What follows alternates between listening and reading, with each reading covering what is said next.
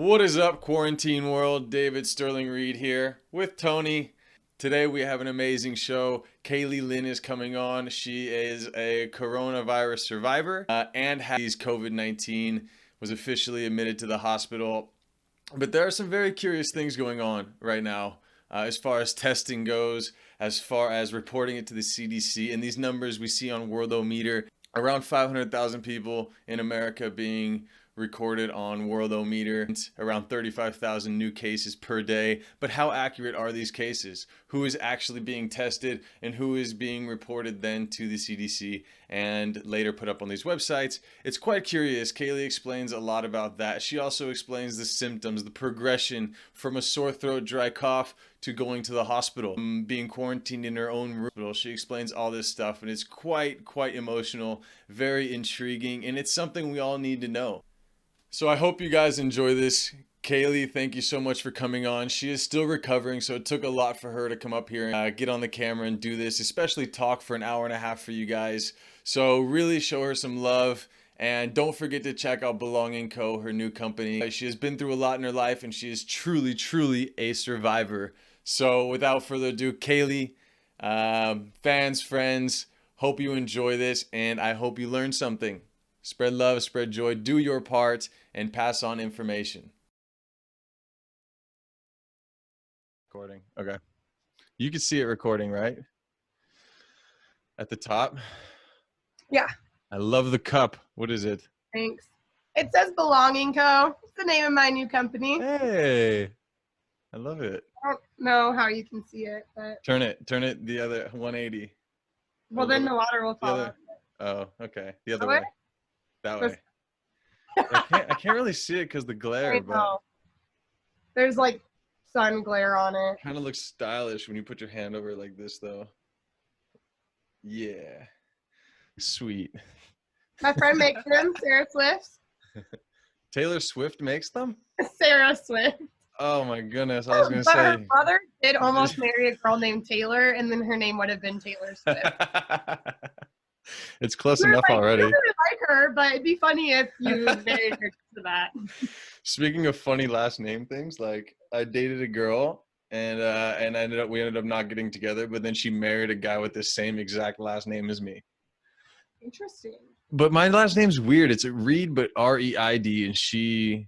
Yeah, you don't have that common of a last name. No. When I saw her name one time, like Carrie Reed, I was like. You were like, are you acting like we're married? Yeah, excuse me, you need permission for that kind of stuff. You need permission to take my last name, and I did not give it.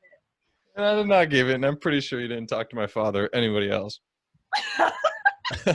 Look, you think you got groovy pants on? Look at this. Oh, snap. Whoa, I'm really not that flexible. Perks of being a dancer your whole life. You were? Mm-hmm. Awesome. I did not know all that. But I don't know if it worked. Okay. But that's freaking cool. Your dad created or works with a laser. That's cool. Cool? Did it ding you? It's no. All right. Hell yeah. All right. I think I'm gonna actually start with some statistics. I don't normally do that, but some people were like, "You should probably inform people before we get going." I think we should inform them that I'm not a doctor, and I'm not stating any statistics or any fact. I am telling a personal story. We will. All right. Shall we begin a little bit? We can always go on tangents since it's not a big deal. All right, so today we're talking with Kaylie Lynn Miller. How you doing, Kaylie? I'm good. Now, recovering, feeling great today. And I'm so happy that you're doing good. We'll hear your story in a sec. For now, I just want to update everybody on what's going on. I'm looking at Worldometer, which I'll put a link in the description too. It's what I check for current updates. As far as testing goes and who's actually, or how many active cases we have and recovered and deaths, unfortunately, and stuff like that. So active cases in the United States is at the moment 465,000, which is up on average 31,000 new cases per day. And that's the people that are being tested. And we'll talk about that as well, because they didn't even test you, right? No, that's something that I found really interesting. Was before I got sick with it, I work in a retirement home as an activities director. So I keep them from being bored and enrich their life. So I was like, we were being very updated, very diligent. We had been following every single protocol. I stopped going out in public on March 12th. My parents were doing grocery shopping for me. I was only doing home and work, because I was taking this really seriously. But I also was kind of questioning, like, how are they getting these numbers? And then it was interesting when I was in the hospital, he was like, yeah, unfortunately, the numbers aren't really that accurate, because there's a lot of people who are saying, yeah, we know you have it, but we don't have enough tests to give you a test and confirm it. And there's people who are saying you probably have it, but they might not have it, but we're just telling them to follow the protocol anyways. So they were giving you like mixed signals. They were just going off of symptoms and saying, oh, we are pretty sure she has it, so we're just going to keep her here and treat her like she has it. Yeah, so for me, the ER doctor, by the time I got to the ER, he said, we can tell that you have it by your labs, by your O2 levels, by your breathing, by your cough, and but we're going to do a chest x-ray, because we've seen so many chest x-rays of positive tests and negative tests that we can tell with quite certainty with a chest x-ray if you have it. And so for me, they said diagnose positive for coronavirus through my chest x-ray, but they weren't going to use a swab test on me because my O2 level stabilized in the ER, so I didn't have to stay. I wasn't admitted to the hospital for over 24 hours. That's kind of curious, right? Because I would assume by the moment you had the sore throat at the beginning, if they were to do a chest x-ray at that moment, because of the progression of the virus, they would have actually said that you don't have it, I would assume. I'm not a doctor, and like we discussed earlier, neither. Yeah. But that's a good caveat for us to put in here. Neither of us are doctors or experts in this field, but both of us are passionate about sharing real stories from real people in real time. So that's what we're doing here today. And you are the realest story of them all. Realest person, first of all, and one of the realest stories. Really incredible. Why don't you actually tell us? We'll touch more on the X-ray thing and what I've talked to doctors about and stuff like that, and the progression of it. But I want to hear your story. I think that's super important. I think that's the correct mentality, is kind of get your story out there so people can hear it and relate and hopefully inform and save some lives, or just let people kind of take it seriously. So I guess take it away. I would love to hear it. I haven't heard it either, so this would be awesome for me. Yeah. So, like I said earlier, I work in a retirement home, so I was tracking it very seriously. But to be honest, also part of me had this attitude of like, well, I'm 23 and I'm young. I'm fine. I'll be fine. But I need to take it seriously because the people I work with every single day, I love dearly and care for, and I don't want them to get it. Or my parents. I live with my parents in their almost in their 60s and in their 60s. Super responsible. Thank you for that. And so I, like I said, stopped going out like 2 weeks before. I live in Colorado, by the way, Denver, Colorado, in the U.S. And our stay-at-home order got put in place. I should know this, but I was like already quarantined for like a week by this point.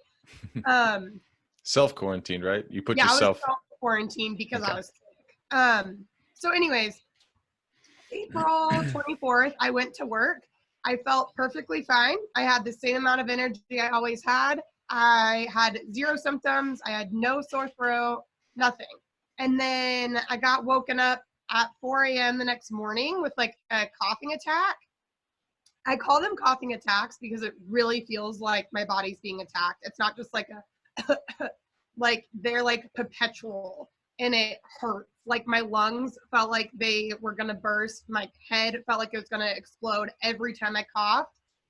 And I never coughed less than like 10 times in a coughing attack. Like it was like deep, intense coughs. And when you say it just came, was it like, were there any precursors or warning signs to the cough, or was it just like it came? For instance, were you weak a few days before? Did you feel like you were tired? Well, more tired than we normally are No, yeah. that's what's crazy. That's what I'm saying. I felt perfectly fine because we've been being updated on all of these at my work. Our temperatures were taken every single day before we entered the building. We had to go through a rundown. Do you have a cough? Do you have a fever? Do you have a runny nose? Are you tired? Do you have body aches? Are you sore? We had to go through all of that before we could enter our building to work. And that started on the 12th of March. So I was going through that protocol every single day. And I walked in on Tuesday and I felt great. And when I left, I felt great. Like I had done an outing with 2 residents that afternoon, which made me a little nervous once I found out. Contacted my employers. They went and did a checkup on them. Both of them were fine, showing no symptoms. They're still showing no symptoms. We still have no residents in my facility that are showing any symptoms of it. And our facility is taking this very seriously, which I'm so grateful for, and excited to report. But no, I felt great. And I was sleeping and it like woke me up in the middle of the night to this cough. Wow. Just out of the blue. Yeah. And then what was the progression like from that cough? You said the cough started and it was already painful while you were coughing. Was that was the first cough, and was it painful then, or? Yeah. Yeah. And that's man. why I was like, this is weird. And I'm not trying to be like freaking out because it's the virus, but I was like, I need to be safe because of, I can't, like, who I work with, I can't risk it. And so I texted my boss at like 4 a.m. in the morning and was like, hey, I just got woke up with a cough and it like hurt. Like it wasn't just like an allergies cough. Or like, I don't know. It wasn't like It wasn't normal. Yeah. Like It a didn't feel normal like tickling normal in the cough. throat or taking the water down the wrong pipe. It was nothing like this. No. It was like, it was a chest cough. Like, sometimes you cough from your throat. Right. But there's like a difference when you like cough from your chest and your chest And is like it's deep. It's like a deep. And you have asthma, right? I do. And was that a concern when you woke up like that, where you kind of? I did. I woke up and I was like, shoot. And this is why I should always know where my inhaler is, and I don't. And so I woke up and I went and searched every bag I have for it and found it. Were you thinking that it was maybe just an asthma thing at first? Like, did you, for example, did you call work first and then search for your inhaler, or did you search for your inhaler and then?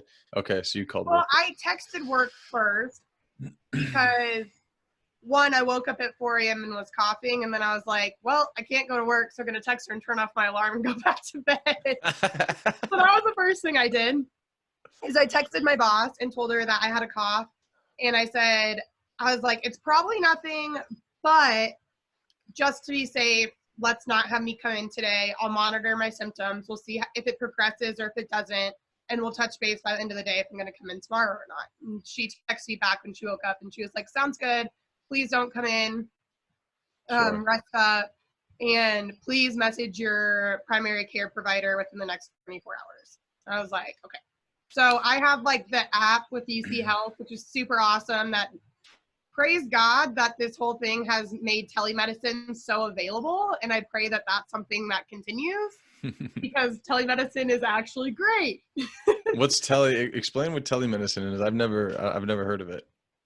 It's just like the understanding that you can have a virtual doctor's appointment. Sorry, these lighting on my face. It's not like a WebMD where you go on, you diagnose yourself with like 30 different illnesses and think you're going to die the next day. No. Okay.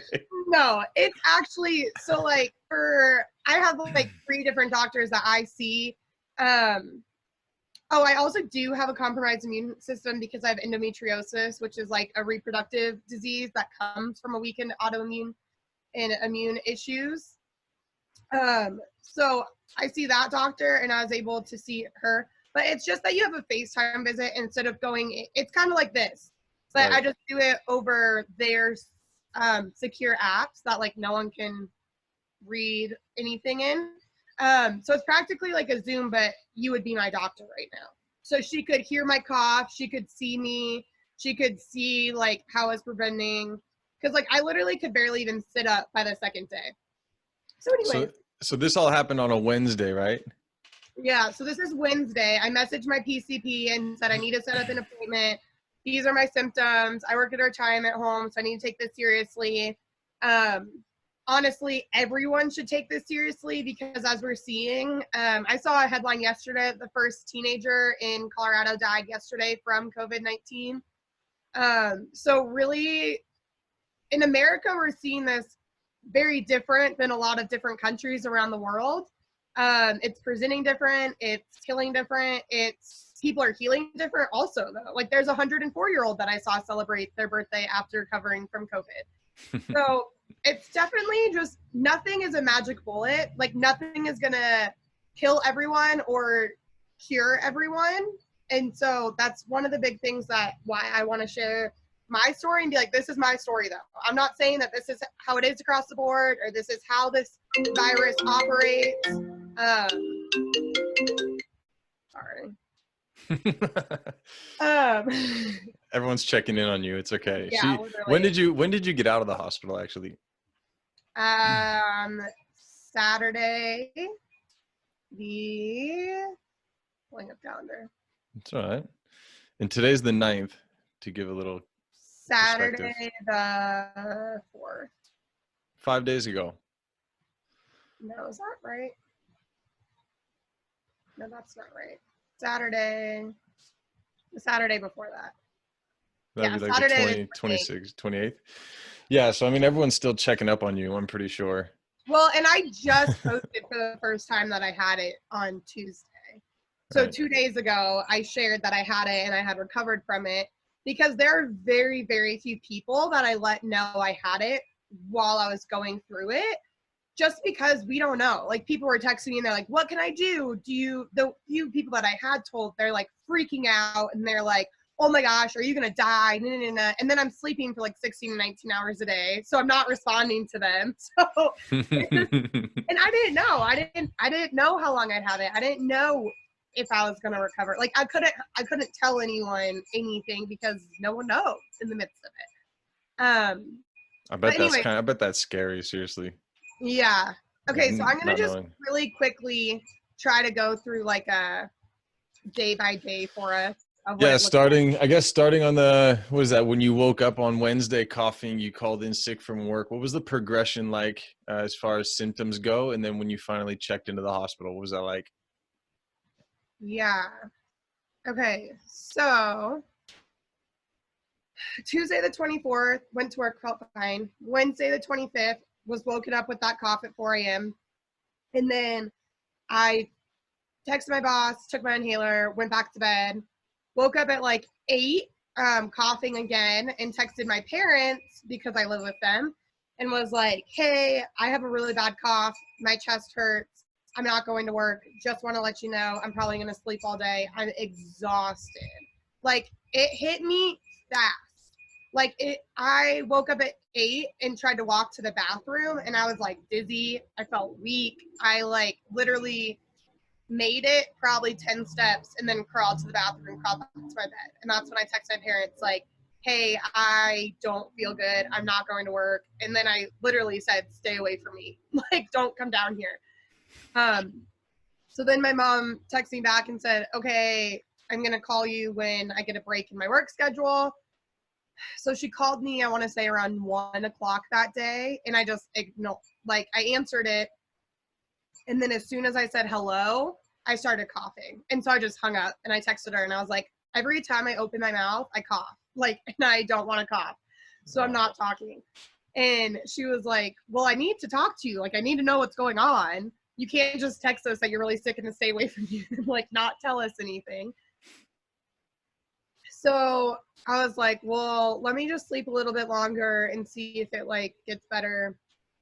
So I woke up around like 5 p.m. I want to say, and I called them and I was like, yeah, it just is hard to breathe. And it just felt like there was like a shelf inside of me that like I could only extend my lungs so far. Like Even a deep breath wasn't possible. Yeah, a deep breath wasn't possible, even at that time. And so she was like, well, have you called your doctor? And I was like, I sent them, and a nurse texted me that I had a meeting the next day. And she was like, okay, well, Dad's going to leave some cough medicine outside your room. I asked them to bring me a thermometer, cough medicine, cough drops, and like 4 waters. So my dad brought all that down, left it outside my bedroom door. I went out and got it, took the cough medicine, took my temperature. And at that time, I only had I think it was only like 98, which I'm one of the weird people where my like normal temperature is 96. Like every time I take my temperature, if I'm healthy, it's 96. It's not 98. So 98 for most people is like normal, is like baseline, but that's like me starting to have a fever. So my PCP, the nurse had messaged me back and just been like, start this. So I start doing all that. The next day, I think it was like 9:30 a.m. I woke up and had a FaceTime call with her. And it was hard because she's like asking me these questions, and every single time I tried to talk, I would just go into a coughing fit. And so she finally caught on and was like, is talking making you cough? And I was like, and she's like, is it making it worse every time you try to talk? And I'm like, so the rest of it, she was just asking me questions, and I was like, blink once for yes, twice for no. yeah, that kind of thing. Because I was just like, man, this is hell. Like, wow. It took 45 minutes to get through what should have been like 5-10 minutes, because it took me like 5 minutes to recover from every time I tried to talk. Wow. So she was like, yeah, you definitely have it. And if you don't, you have bronchitis and pneumonia and something else, because you bad.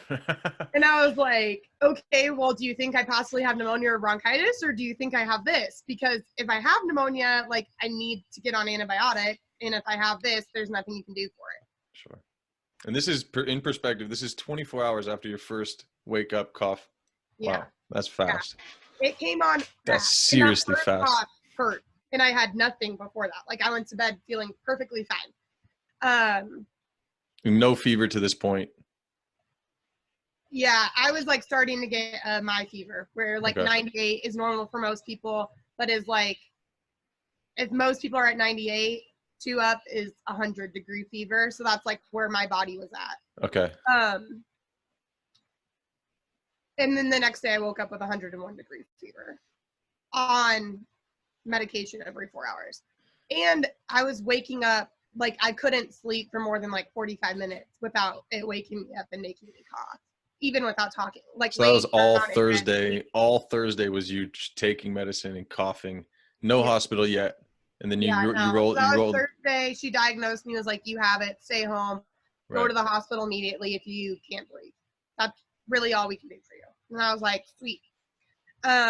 So she like sent me the letters. I forwarded that to my office, and they're like, okay, well, you're out for 14 days. Like, hope you get better. Let us know. We'll take proper precautions and check in on all the residents and stuff like that. Yeah.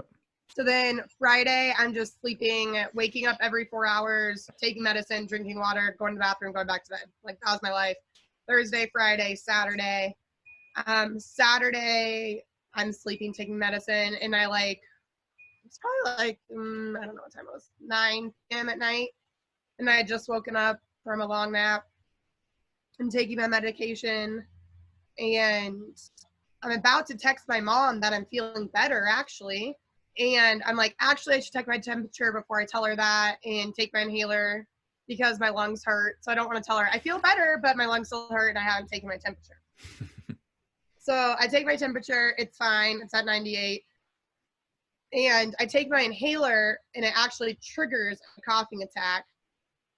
And I was coughing for, kid you not, 25 minutes from the time I was going to text my mom to the time that I finally was like, I literally can't breathe. And I'm scared I won't be able to tell anyone that I can't breathe in like 15 minutes.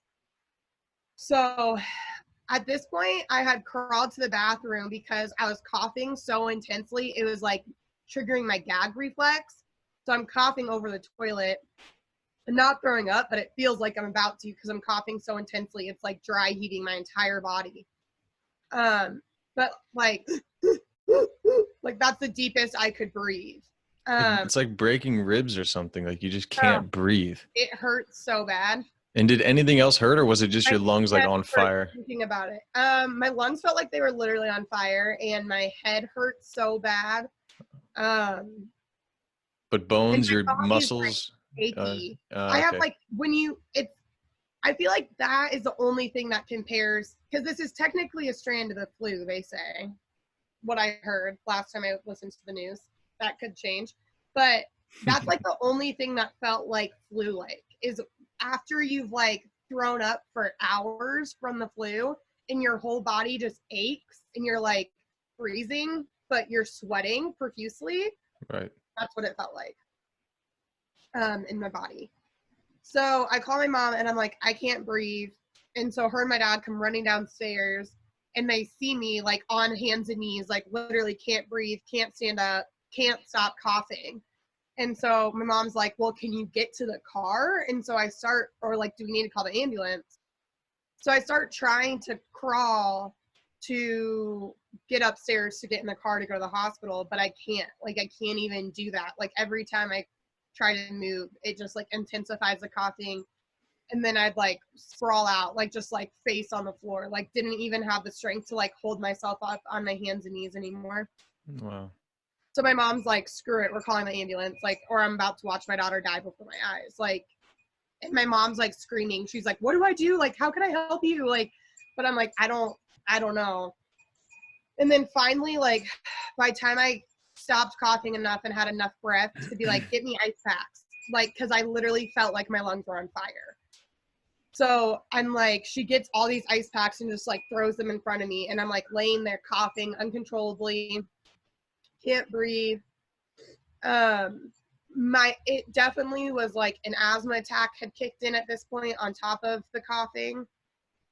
And so, but I had just taken my inhaler, and you can't like take too much of that medication or it like does other things to you, which happened. So then I finally crawl up to the front door and the EMTs get there, and they're this was interesting. The EMTs are walking up my front steps to my front door, and I hear one of them go, oh shoot, this isn't a false alarm. Listen to that cough. She has COVID-19. And they walk back down and put on more protective gear before they came up to me. And so to me, that was like, I feel like they're getting a lot of calls from everyone that's like, oh, oh shoot, I have COVID, call 911, you know? Right. But they like came up and they were like, no, this isn't a joke. And they left, put on more protective gear, and then came back up and had like the like ventilator masks on, fully covered head to toe, like gloves, everything. Wow. And then they called a different ambulance. They have like special ambulances right now that are only picking up COVID-19 people.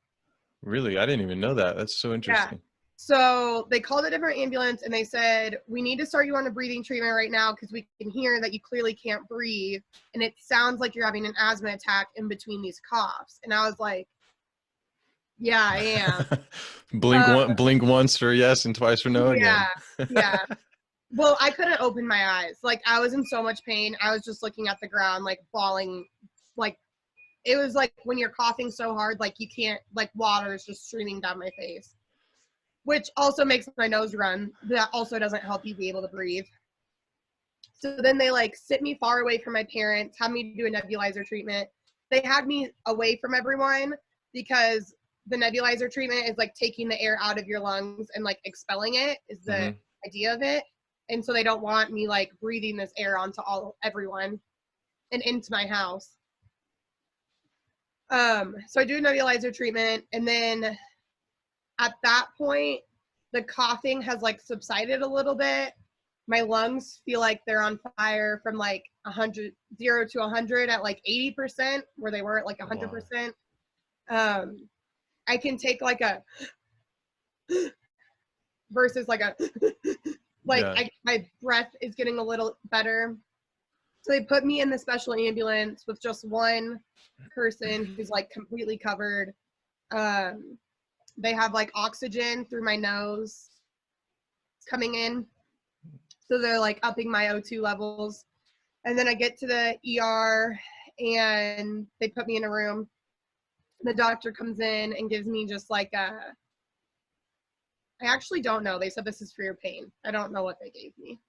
And they put you in a room by yourself, or was it like a room with a bunch of other people in a similar situation as you, just by No, yourself? they put me in a room by myself. Yeah, and Okay. shut the door immediately. It happened again when I was coming in. They were like, suspected COVID-19, and the ER doctor looks at the EMT and goes, do you actually think she has it? And she goes, listen to her. And the ER doctor goes, yeah, she has it. Okay. Oh my gosh. And so then the ER doctor didn't even come into my room because he was like, she has it. Yeah, So he no stands at need. my doorway and he's like, so I'm the only ER doctor left that doesn't have it. So I'm not going to enter into your room because we know you have it. Whoa, wait. Like, Every other ER doctor has contracted. at this ER, which I'm not Really? going to say what it is because I'm not going to like Oof. put No, them well, out. that's just putting things to a little perspective, right? I had Yeah. I had a bunch of friends in the emergency room here that worked here in LA who also said similar things. Like half the staff has been sick and gone home, or a lot of them are even quitting because they're not giving them proper They don't masks want to and stuff risk like that. putting, Yeah. yeah. Wow. Okay. So Yeah. doctor says, no, I'm not doing that. So the doctor's like, you have it, and a nurse comes in, and I'm like, how do you know I have it? And she's like, we just can tell by now. Like, we know when people come in, we can tell their coughs by now. If it's like pneumonia, if it's this, if it's that, like we can tell by now. And so she hooks me up to the O2 machine there. So I'm getting oxygen through the little like nose thing, and then puts a mask back over my face to protect them. Right. And I'm still coughing at this point, but it's like 4 or 5 minutes in between coughing attacks instead of just like continuous, which is nice. I'm like shaking. My body's like profusely shaking at this point because I had done my inhaler and then got a nebulizer treatment. So I had so much albuterol in my system, which races out your lungs, your bronchial tubes in your lungs, but it also increases your heart rate. So I also had a panic attack in the ambulance because it made my heart start racing so bad. So that was fun. But by the time I got to the ER, they were like, all right, we need to do a chest x-ray on her to confirm she has it and then get her out of here. I'm like, what? Because they again, they're not going to do the normal test on you. And you think that was because they knew? Or So what do you that's think? what they told me. They said, we're going to do a chest x-ray, and depending on the chest x-ray and where your O2 levels are, we'll admit you and do the test, or we'll confirm you have it and send you home. And I was But like, you're being pumped with O2, aren't you? okay, yeah. Huh. Which is interesting. So they leave and fill a chest x-ray thing, and then the girl brought me in another cough medication that was like more intense than Mucinex, but it was just for a cough, to help your cough. So she brings that pill into me, and then she comes in and says, we're about to do your chest x-ray, and I'm like, okay. I'm like, at this point, I'm back to not talking. I had written out every question I thought they would ask me if I had to be hospitalized in advance. This actually might be helpful for someone in the future. Yeah, I wrote absolutely. out every information I thought that they would ask me in advance in a note on my phone, because I knew that coughing put me into coughing attacks. So when I got to the ER, I just opened it and I handed them my phone. And I said, like, and then if there's a question that's not answered, I'll answer it. Awesome. And But make sure when you to put the list up on your Instagram as well when you do your shows. oh yeah, Um, the questions that I answered. the ones that were on there, like a picture of it and stuff like that. And we'll put the link to your Instagram in the bottom as well. Yeah. So everyone Yeah. could check out more in depth about what your advice and your experience and stuff like that. So Yeah. cool. Yeah. That's a But good like, idea. That's a really good idea. yeah. I've been Seriously. in ambulances and in the ER a lot in my life. My life is kind of a crazy medical history. A lot of my friends have texted me like dying laughing faces, like, why am I not surprised that you got COVID-19? Because you get every like bizarre out of the book medical issue ever. Like, that's your luck, Kaylee. I'm like, oh, I know. Like, I'm not really surprised either because of my history, but I am surprised because I had come in contact with no one I knew that had it, and Right. I had done every single protocol. Like, my job consisted of playing bingo with residents, playing games with them, to sanitizing the entire building all day, every day. Like, Wow. that's kind of what my job had progressed to. We sanitized every game, every card, every door handle, every like wheelchair handle, every meals were already being served to residents in their rooms. Like, we had taken every precaution so seriously, and I had only gone home and to work. Except, I will add, the day before I woke up with symptoms, I stopped to pick up this cup from one of my girlfriends who's a teenager. She's 17. No one in their family had symptoms. No one in their family still has symptoms, but that's the only person I was around outside of work and home. So Strange. I'm kind of convinced she was an asymptomatic carrier.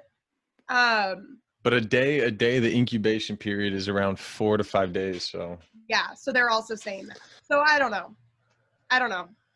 so Whoever that's, gave it to me either had no symptoms, or it was someone at work, they had symptoms and they went home, and I somehow had contact with them, and then I had no idea. yeah. Or someone might have touched your door handle or coughed as they walked by your car, or, it could be a plethora of things now with what's going on. We figure we're not sure exactly how this thing is transmitted, if it's in the air, airborne, Mhm. or if you still need these particulates, these water droplets coming Yeah, from your mouth. So we're not quite sure either. So yeah.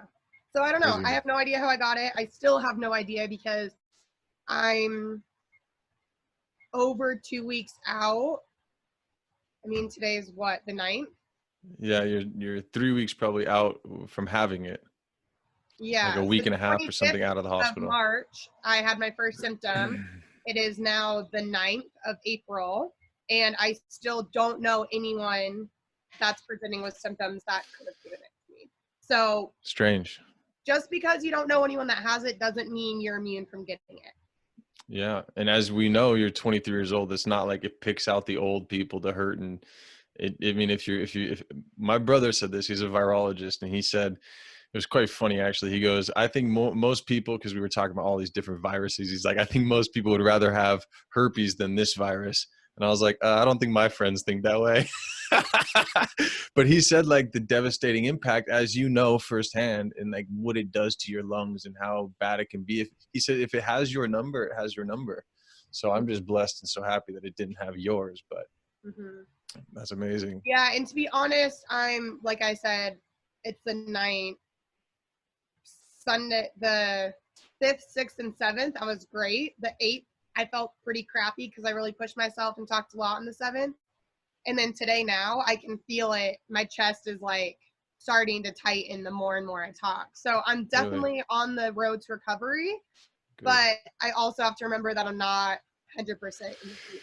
And remember this, I just was involved with a Zoom conversation with a pathologist who was telling us this, and they're not sure what is going on with these cases, that some people seem to have the virus go dormant and then come back, or they're getting reinfected and they're not sure if it's another strand or not.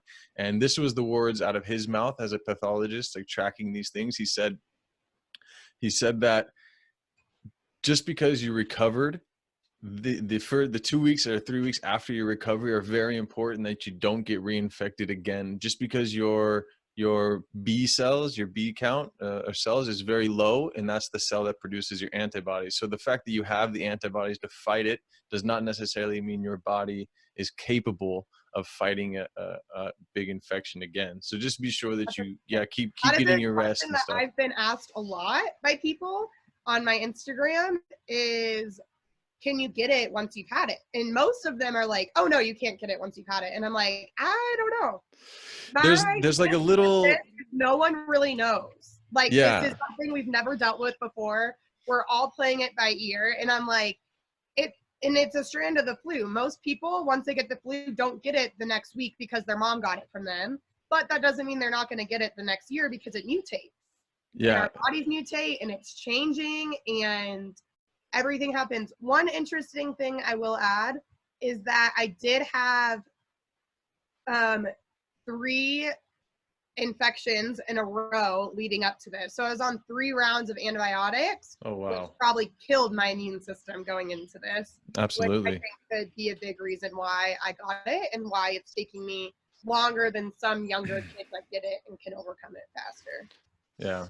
And I'll make sure this is a good segment. I'll make sure to tag the interview I did with my brother, who's a virologist, and he talks about, I'll send it to you as well. He talks about this getting reinfected, and how this virus is different than the flu, because while it is still a virus, it's quite different from the flu as far as the envelope that it's in, the protein bilayer it has, how it infects you, where it infects you, how it attacks you. And the flu has been around for so long that there are so many permutations of this, like H2N6, H1N1, obviously the one that everyone knows, the Spanish flu.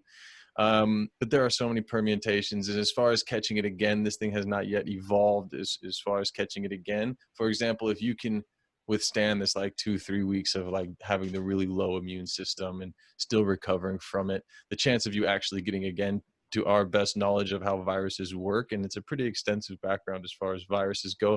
Obviously this one is a new one, but from what we know about viruses, you shouldn't be susceptible to getting again. But that's kind of what the pathologist was saying, is like this first initial 2 weeks, 3 weeks after getting it, um, your body is still very weak. And while you have the antibodies to fight it, you might not have the B cell count to produce the antibodies to fight it at the rate that the virus then is able to replicate itself, which is why a lot of the nurses and stuff, they feel like, are still getting this virus, and doctors are being out because they get it and they come back a week later and say, I'm good to work, whatever, but their body is not yet capable of fighting it. Even though they have the antibodies, they're not sure if they're not sure why they get it, but the pathologist was saying this is an assumption why. So just keep being on top of it, keep being safe. But I want to hear the rest of it. They took the chest x-ray, and what was the time like then in the hospital? Like, what was going on? Our hospital, the hospital I was at, was surprisingly, I could hear people in every single room next to me with crazy coughs like I had. Luckily, it wasn't overrun to the point where there were like people just in beds in the hallways or anything like that. I didn't have a hospital experience like that. Everyone was still in a room by themselves, except I did hear him go into the room next to me and then walk out and yell to the nurses station, why the hell are 2 COVID patients in the same room? And they were like, they're married, they came in together and they wanted to be in a room together. And he was like, oh, okay. um, So they're isolating patients, like each room is yeah, for. very much so. And isolating themselves as much as possible from patients. And yeah, it was interesting. So we go through the first set of sliding glass doors, exiting the ambulance, and a nurse came and met us in that vacuum sealed room before we entered in to hear. And that's when that exchange was, where they were like, do you actually think she has it? And the EMT was like, listen to her. And the nurse was like, yeah, she has it. So then immediately the nurse took me and put me in, like, I think it seemed to me as though there was a section where they were putting everyone that they thought had it in a certain section of the ER to try to keep them separate from people that are still having to go to the ER for things that are unrelated to COVID. I mean, like broken Yeah, arms and like stuff. breaking your arm and having to put on. I get to finally put an American flag on it, huh? USA, USA. And was your cough? Were you coughing stuff up, or was it just like? Excuse me, what was that? I know. Was it a cough where you were coughing something up, fluid, or was it just dry, deep, burning, painful cough? It's dry, deep, burning, painful, and because I have asthma, I don't know if that is if you don't have asthma, but because I have asthma, it has this like lingering. I don't know if you just heard it. It just happened. That was like just what normally the end of it would sound like, though. It has like a wheeze that carries on, where it's like, like my lungs are just trying to hold get on. it out of you. Yeah. And do you taste anything when it does that? Like a weird, no. I just know, like, when I have like a lot of stuff in my lungs, when I cough and all that stuff, like I start to have this weird taste after. It's a weird thing. They're like, there's stuff in your lungs if you have it, and we can see it on your x-ray of your lungs, but it's a dry cough and nothing comes up. Like if you're having a cough that's producing stuff, they're not going to diagnose you with COVID, is what I have heard, is what they told me. I am not a doctor. I'm not a medical professional, and everything changes every day. That's so true. But when I was in the ER, they said, unfortunately, the fact that your cough isn't producing anything, what we saw in your x-rays, which Sterling asked me, I don't have a copy of the x-rays, and we did try to contact the ER about, they gave me a note that said I should only be out of work for a day. And then all of the protocol said that like I should be out for 14 to 20 days. I think it was just they were trying to write stuff up and get me out fast, because I was actually only in the ER for I think 2 hours. Like it was fast. Like that was the fastest hospital stay I've ever had. Oh, so that was your whole complete time in there, was going in there, doctor saying this stuff. They gave you the antihistamine or whatever it was, the chest x-ray, and they said, go home. He called me. He didn't even come back in the room. He opened the door and he said, what's your phone number? I'm going to call you. He shut the door and he called me on my phone. Wait, so your first symptom, that was the Tuesday on the 25th, you said? Mm-hmm. And it's the 10th. It hasn't even been, it's been like 16 days. So this is like, you're pretty much still recovering. This isn't like, oh man, I thought you spent like days in the hospital and then they sent you. Oh my goodness. Yeah. And no, how's they your, tested me if I spent days in the hospital. right. Maybe at that point they were like, and even if you get admitted to the hospital and you can't breathe and other symptoms, they still might not test you.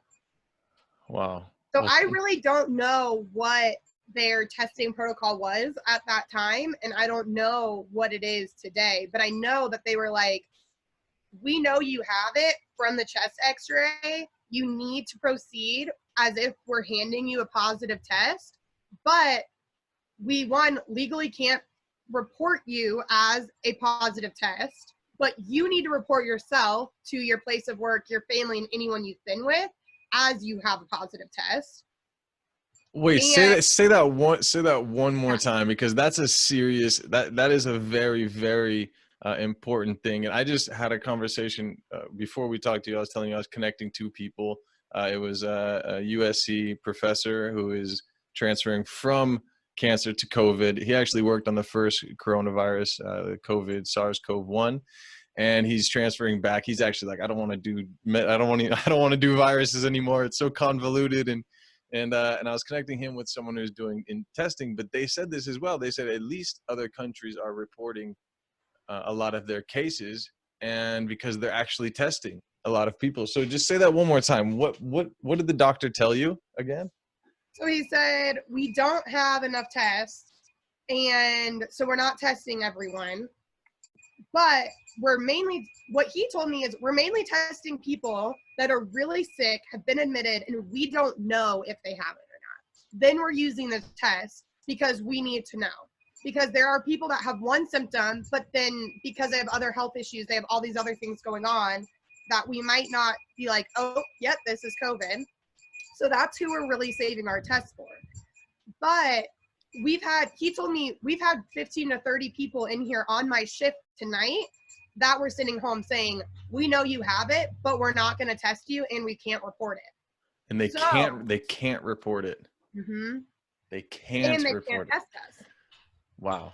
But he told me you need to report to everyone you need to report to as though you have a positive test, even though we won't give you one, which is interesting. And so then he went on to say, and just so you know, we've been told that we will get more tests in the next few weeks. Like hundreds of thousands of tests are being sent out, apparently. So when those tests come out, the numbers are going to skyrocket.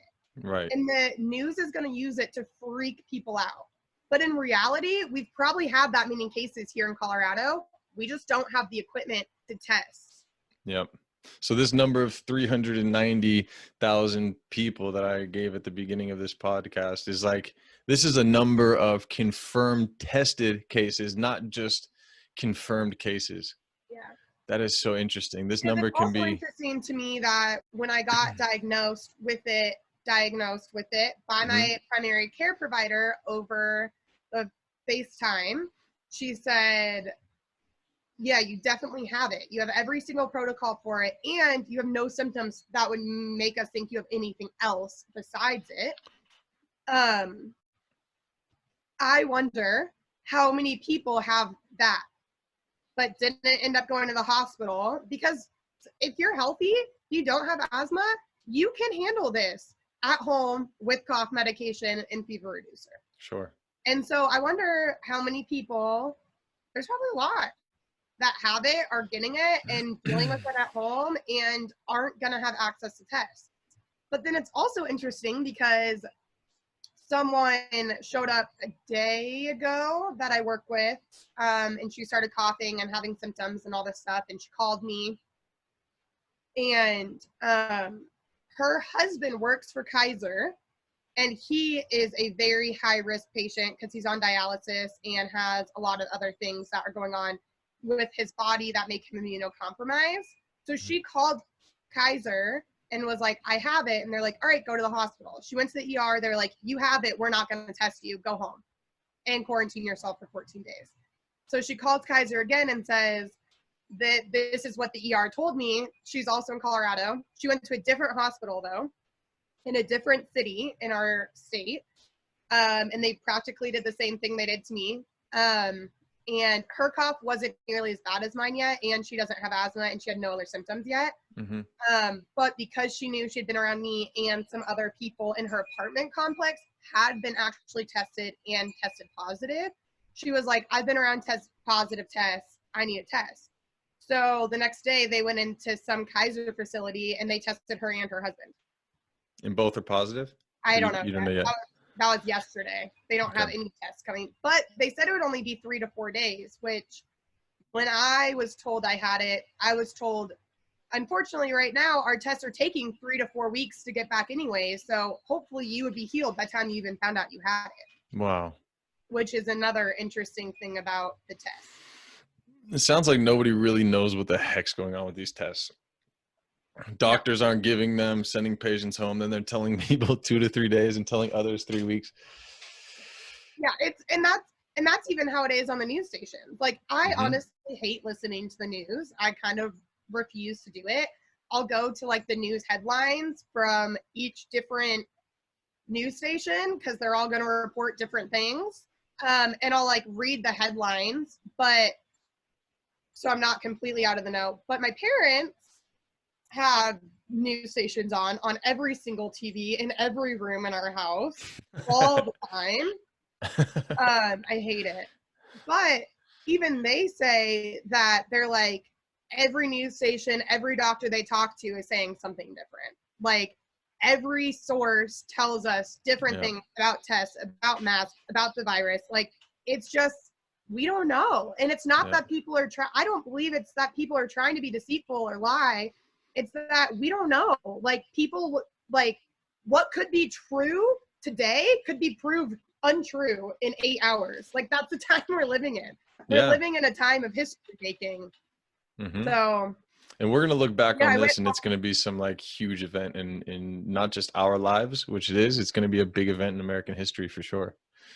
I mean, that's kind of like the in world, yeah, I guess so. World history, yeah. It's not Yeah, just like us, I but talk to my friends in Kenya and in Europe, and like I have good friends in Italy right now, and in Florence, and in like New Zealand and Australia. Like it's everywhere. It's not hmm, just us, you know? yep, so crazy. Well, I'm so happy you're okay. What what's it like now? Are you still in pain? Is everything kind of subsiding? It's Yeah, getting a little bit better. That seemed like a pretty deep breath. we've That been was talking for like on the Zoom for like an hour, but we've been talking trying to set up the Zoom for like 2 hours before that.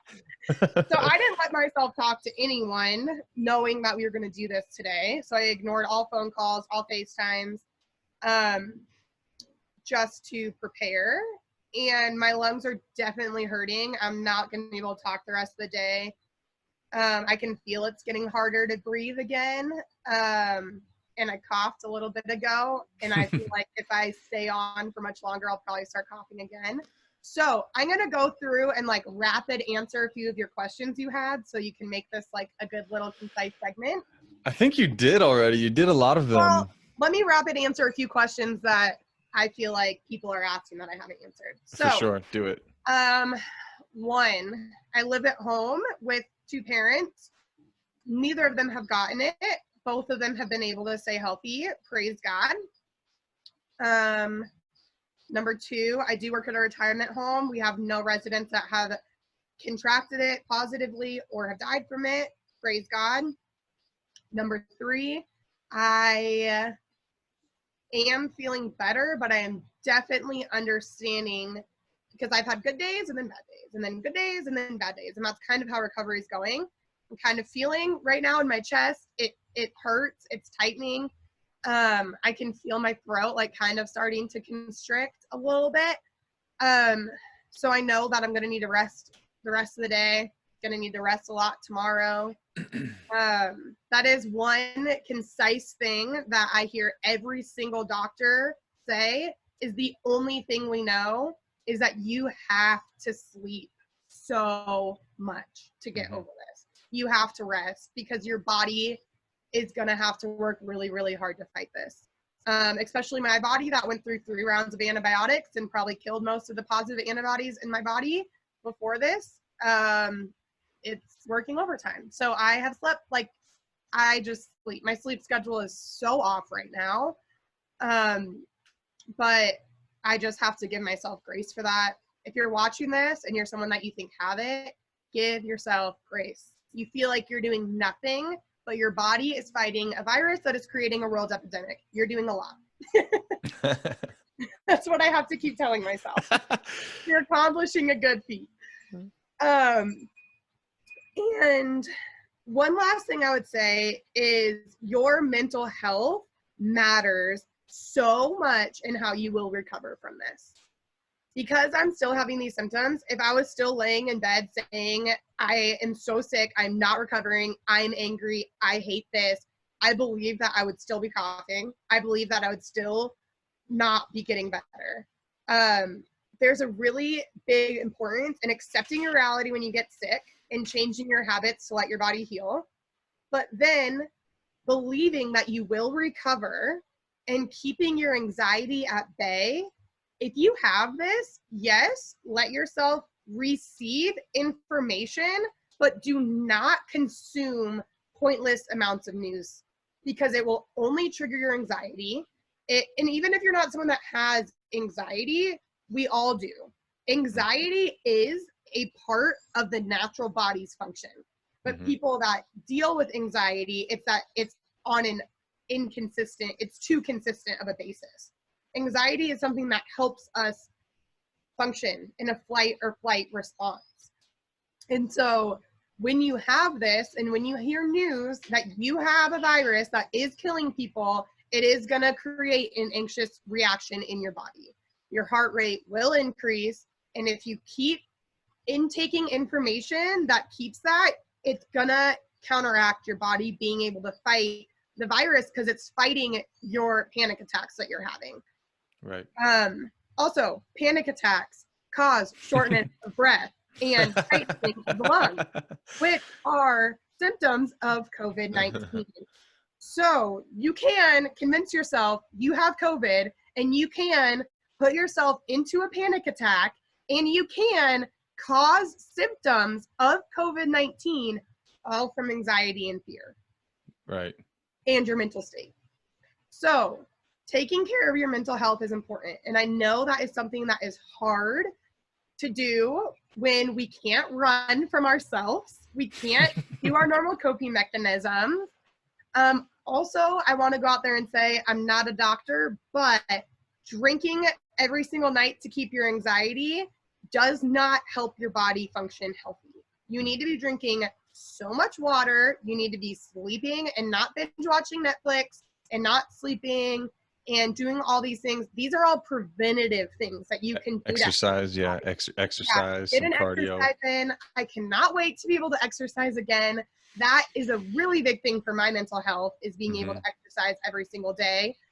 Not having that is hard. And I just tell myself, you're not exercising, you're fighting a world pandemic. You're a badass. You are a badass. And to kind of tie those things together, I think it was Denzel Washington said, if you don't watch the news, you're not informed, and when you watch the news, you're misinformed. So keep understanding, like you said, Kaylie, it's your body is strong. You are a machine. You are strong, and your mental health is part of that strength. So you trust yourself, like you were saying, trust your mental state, keep positive, and keep telling your body you can do this. Don't let yourself get consumed with the news, like you were saying. I mean, that doesn't really help anyone, but go through and pick through the facts and keep yourself positive. I think positivity, and like you said, sleep. Mike talked about it a lot, the virologist that I talked to. He even gave the study done about the rhinovirus, the common cold. And he said, like, people that didn't get sleep were handling it 10 times worse than the people who got the sleep. So that's really good advice. Yeah. Super advice. Well, thank you so much. I don't want to make you talk anymore. It's like I want to ask you questions, but I just want to say, okay, blink once, yeah, and two, no. Like I I didn't even realize that it was only 16 days ago that you first had symptoms, and sounds like it happened so quickly, and you did the right thing. And I hope you're going around the house still, trying to protect yourself with the mask, hopefully, and carrying around a bottle of hand sanitizer to sanitize stuff around the house, because like you said, we won't die probably. We're young, we're healthy. But it's the putting people at risk, and you of all people know this. You work at a nursing home, and I'm really happy that you took it so seriously. One more question. Were you this serious before or no? I definitely, like I said, took it seriously for the people I worked with, but there was like a 50% chance in me where I'm like, I get every weird freaking medical health issue, so I'm probably going to get it. But I also have overcome like every weird medical health issue that should have killed me so far at 23 years old. Amazing. I often say I have been in more ERs and been to more funerals than most people in my lifetime in the past 10 years of my life. And just been through a lot. But I believe that like joy is one of the greatest healers, and gratitude is one of the greatest healers in the world.